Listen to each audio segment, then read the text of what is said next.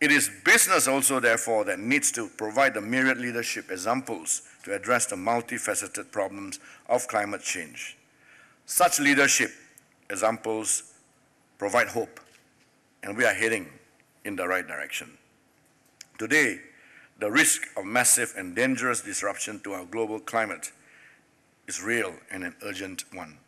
Climate change poses a fundamental threat to the security and prosperity of developed and developing countries alike. So tackling climate change is now an imperative, not a choice, a problem for today, not tomorrow. And about energy security. Energy is now the new currency of economic and political power today, and also in the immediate future. As such, business today need to think even more closely towards energy conservation, especially in the new energy economy. Energy conservation is not about using less energy, but using energy more efficiently.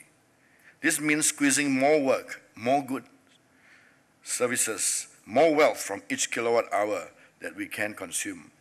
As such, conservation is less a question of morals or ethics than that of sound business practices. This is about maximizing the profit we can make for each dollar or ringgit we spend on energy. Then there is also the energy demand. Countries, especially developing countries, can no longer afford to increase energy demand unconditionally. Developing countries with its increasing population and increasing use of energy per capita will need to be on its guard to manage energy demand. Governments need to think creatively about incentivizing utilities on how to manage use and even to reduce energy demand. This is the number one priority for the economies of the developed world. Energy is crucial for giving the developing world the means to lift itself out of poverty. What are the business opportunities to develop distributed power generation opportunities, for example, energy generated at the point of use? Examples, of course, are local small wind farms for industrial parks, embedded solar generations for buildings, and other emerging technologies. I just saw a film recently, and it just reminded me that all it takes is 1 hour of our sun's energy to produce all the energy that the world produced by humankind and consume in the whole year. All it takes is for the sun to give you 1 hour of that. And if we could properly harness solar energy in this context, it's awesome. And I also saw films on the harnessing tides, especially in the Florida area, where they could use all those tides and the energy you could produce. There are just so many areas.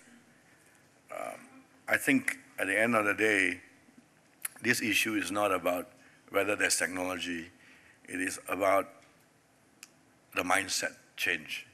We have been too used to be fed by the system, and we never ask the questions. We're so simple to use fossil fuels. We are so scared to change the way we think. We've reached a level where we cannot hide our head in the sand anymore, and we have to face this square. There are technologies. It just takes people like us to face this issue square and demand it, and I'm quite sure the technology will come forth. So this is a very important area for all of us to participate and to push forward for its existence. Our own headquarters, for example, in Kuala Lumpur, we are going to have a very green building designed by Lord Norman Foster's.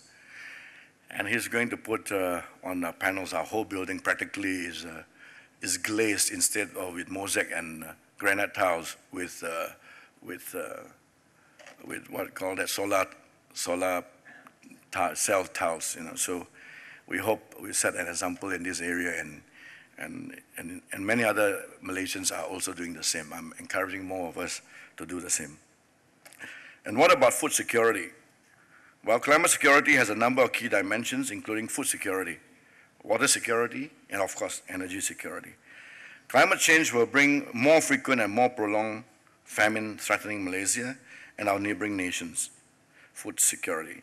Studies suggest that temporary rises of just 2 and 3 degrees will see crops yield in Africa, Middle East, and South Asia fall by as much as 30 to 40%. As Malaysians have just found out, food prices are rising, and there's an issue that is at the top of our economic agenda for our nation. Access to fresh water and water security is already a major issue across the globe. Climate change will make it worse. 1 billion people in Southeast Asian subcontinent are likely to suffer from a reduction in the Himalayan meltwater and changes to monsoon patterns. Southeast Asia may also have significantly less rain. This is a real threat, but also an opportunity to think creatively about using less water for food production, for power production, and so on. We are therefore delighted that through Wessex Water, our water and wastewater treatment company in the UK, we are very committed in researching new ways to conserve and treat water, as well as finding innovative ways in sustainability. We have just been awarded the first company ever in history to be awarded the Queen's Award for Enterprise in the UK. And I applaud Wessex Water's management for that. The DNA of YTL people throughout the world, I'm very glad they've all turned green. Not only the ties we wear, I'm not talking about the currency, it's in their hearts. And especially the next generation, Ruth and my son, and my nephew and nieces, they are all greenish. And thank God we didn't have to have a debate like the Malaysian Parliament about why we didn't do the right thing. I'm so glad that we have done the right thing and they have come on board and they are very proud of it. And they are the generations that's going to push this much further. And carbon opportunity today, I would like to announce the YTL SV carbon announcement. Sustainable development is a topic that is very close to my heart, and it has been a core issue at YTL for many years now. It is not a cause that we simply adopted, but instead a commitment that hinges on our responsibility as one of the leading infrastructure conglomerates in Asia. As I've shared on many occasions, we strongly believe that environmental protection is not only a moral issue, but an ethical responsibility. Across the group, YTL has been working to reduce our carbon footprint by conserving energy, cutting carbon emissions, protecting natural resources, as well as supporting the development and implementation of clean technology in our companies and beyond. I'm so glad to see Uncle Yip here. Is Uncle Yip here? Where's Uncle Yip? Uncle Yip is a guy who suffered from heart attack many years ago. But when we got Pangkol out, we appointed him a naturalist. He's one of my favorite guys. They've written 2 books already for us on Pangkol out and his resources.